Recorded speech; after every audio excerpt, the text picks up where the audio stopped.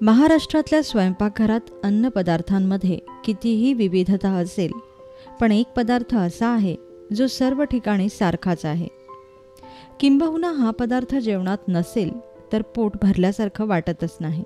सुगरण व्हायची पहिली पायरी जर काही असेल तर ती गोल चपाती म्हणजेच घडीची पोळी. आपल्याला कळायला लागल्यापासूनच या चपातीचा समावेश आपल्या जेवणात झाला. मग ती चहा चपाती असो, तूप साखर चपाती असो, वरणात कुस्करलेली चपाती असो किंवा अगदी मटणाच्या रश्श्यात बुडवून खाल्लेली असो. चपाती जर नसती तर कदाचित आपले अन्न पूर्णत्वास गेलेच नसते.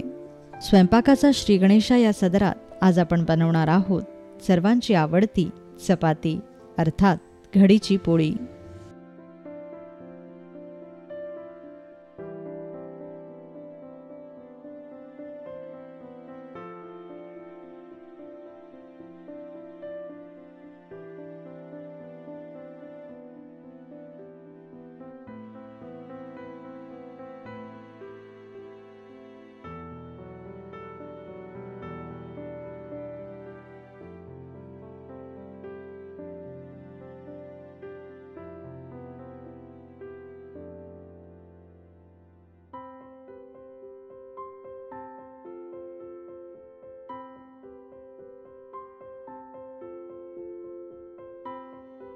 घडीची पोळी बनवण्यासाठी आपल्याला लागेल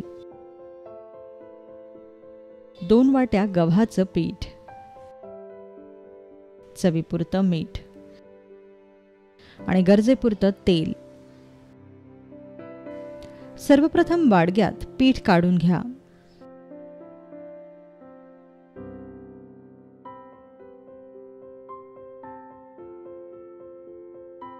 मग त्यात चिमूटभर मीठ घाला व त्यात थोडंसं पाणी घालून हे पीठ कालवायला सुरुवात करा.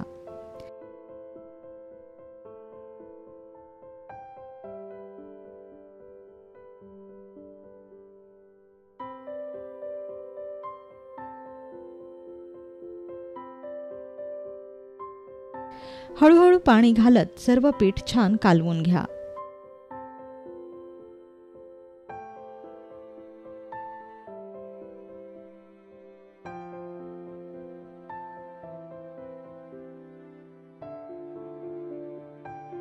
पीठ कालवतानाच तुम्हाला पाण्याचा अंदाज येईल.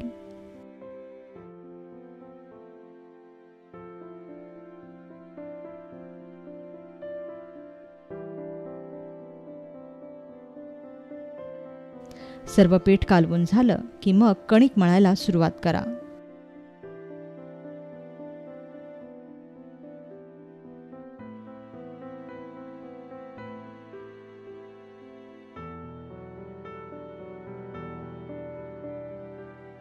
साधारणतः 5 मिनिटं तरी हे पीठ मळून घ्या.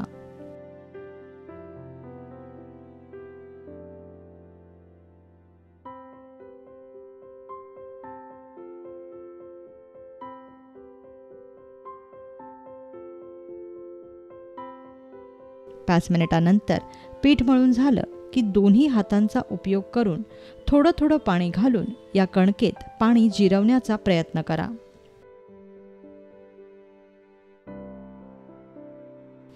पीठ जितकं नरम असेल तितकी पोळी फुगेल आणि नरम होईल.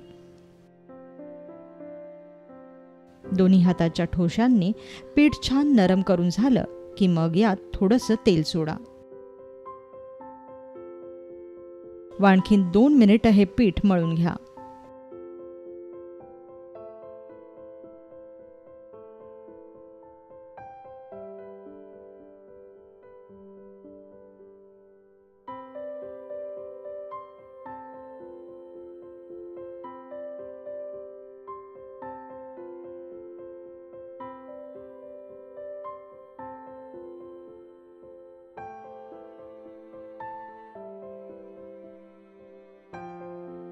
आता हे पीठ अशा प्रकारे खेचून पहा.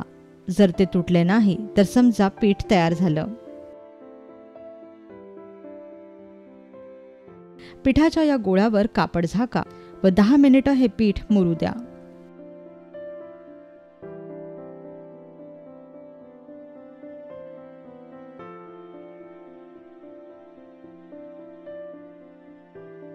10 मिनिटांनंतर पोळी लाटायला सुरुवात करण्याच्या आधी तवा तापवायला ठेवा. मध्यम आचेवर तवा तापू द्या, कारण आपल्याला तवा जास्त गरम किंवा जास्त थंड नको आहे.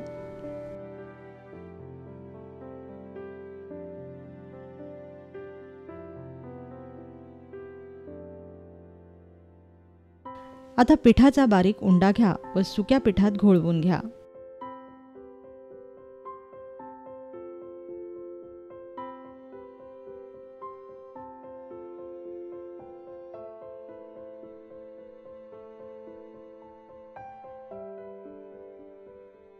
व पोळपाटावर ठेवून याची पोळी लाटायला सुरुवात करा.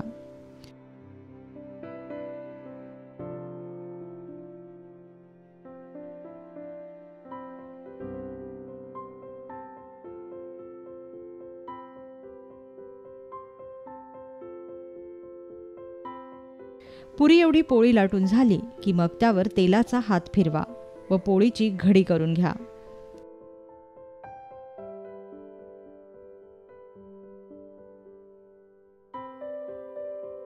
घडीच्या वरच्या भागावर पुन्हा एकदा तेलाचा हात फिरवा व एक आणखीन घडी करा.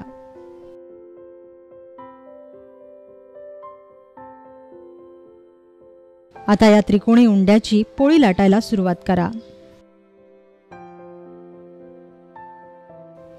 चपाती लाटताना कधीही लक्षात ठेवा की लाटणं हे फक्त पोळीच्या किनाऱ्यावरच फिरवायचं. चपातीमध्ये कधीच लाटू नये, कारण याने चपातीमध्ये पातळ होते आणि किनारी जाड राहते आणि शेकल्यानंतर ही चपाती पापडाप्रमाणे कडक होते. म्हणून फक्त किनाऱ्यावर लाटणं फिरवलं की चपाती आपोआप सरसर गोल फिरते. चपाती लाटताना नेहमी दोन्ही अंगांनी लाटावी. चपाती लाटताना गरज वाटल्यास यावर सुकं पीठ शिंपडा. याने चपाती लाटण्याला चिकटत नाही.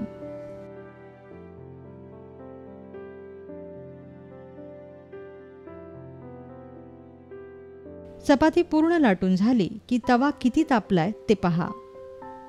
तापलेल्या तव्यावर अशा प्रकारे चपाती टाका आणि लगेच विस्तव मंद करा. लक्षात ठेवा की चपातीची एक बाजू ही मंद आचेवरच शेकावी. आता यावर तेल लावा आणि चपाती पलटून घ्या. चपाती पालटली की विस्तव लगेच मोठा करा आणि मोठ्या विस्तवावरच दोन्ही अंगांनी ही चपाती शेकून घ्या.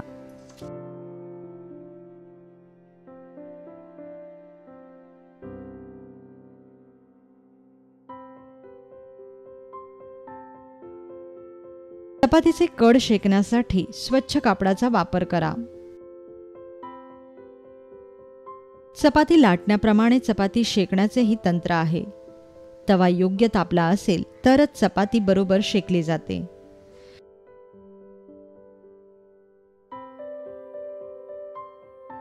चपाती शेकताना अर्ध्या मिनिटापेक्षा जास्त वेळ तव्यावर कधीच ठेवू नये, नाहीतर चपाती कडक होते.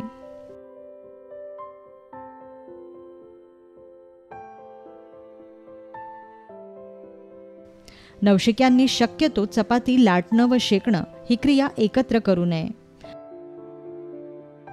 आधी सर्व चपात्या लाटून घ्याव्यात आणि मगच शेकाव्यात.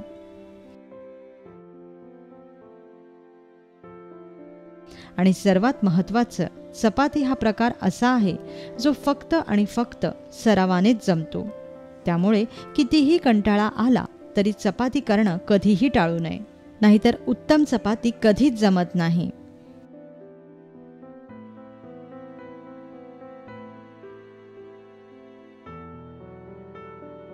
आता अशा प्रकारे सर्व चपात्या लाटून आणि शेकून घ्या.